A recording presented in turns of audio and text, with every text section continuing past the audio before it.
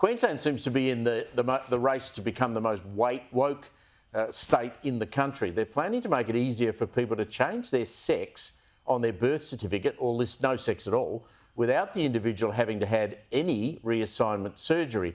But now, beyond the serious worries over that constantly shifting post of what constitutes a man and a woman, the Queensland Law Society have now voiced concerns, as they should, about what the unintended consequences of this reform could mean for the courts. Joining me to discuss what some of the ramifications of these reforms could be is the founder of Giggle and women's activist Sall Grover. Nice to speak with you. This law will pass, won't it, with the Greens backing? It looks like it's going to pass. There's nothing we can do to stop it, yeah.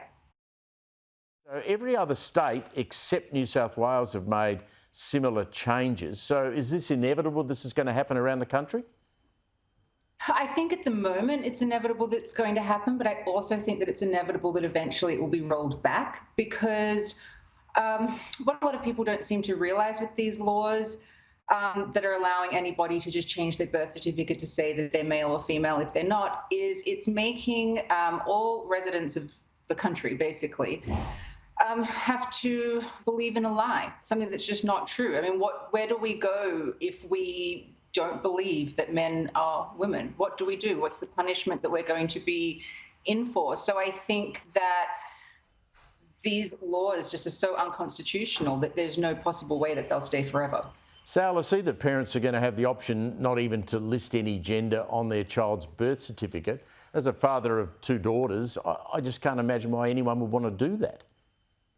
Well, a birth certificate is the document of the individual. So when a parent's going to go and make a choice like that for a child, it's really imposing an ideological belief system upon them and taking away any choice they might have. I mean, my position is that if you are somebody with a trans identity or some sort of gender identity, if you want to do something to your birth certificate, it's your document, do it.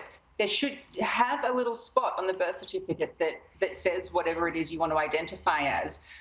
Don't change the sex in your birth certificate because it's relevant information. It's a historical document. And then on top of that, don't force everyone else to actually believe it, because why does anybody have to believe that a man is a woman if he says so? It's nonsense. So, Sal, if you're a male and you commit a jailable offence and you go to court and you get found guilty and you're about to be sentenced to prison, how is anyone going to stop you from saying, well, I'm now a woman because I'd rather go to a female jail? That's a fantastic question.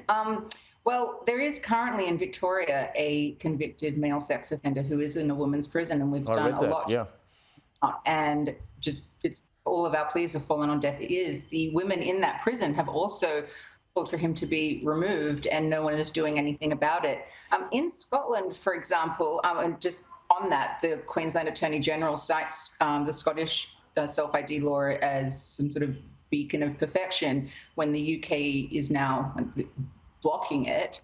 But male prisoners in the UK have been found to return to identifying as men once they leave female prisons. I mean, this is a predator's dream. I mean, if you were going to put a male rapist in a woman's prison because he says he's a woman, you're rewarding him for his crimes. You're not punishing him. You're giving him a smorgasbord of victims. It's preposterous. 100% it's woke madness. Sal, thank you very much for your time.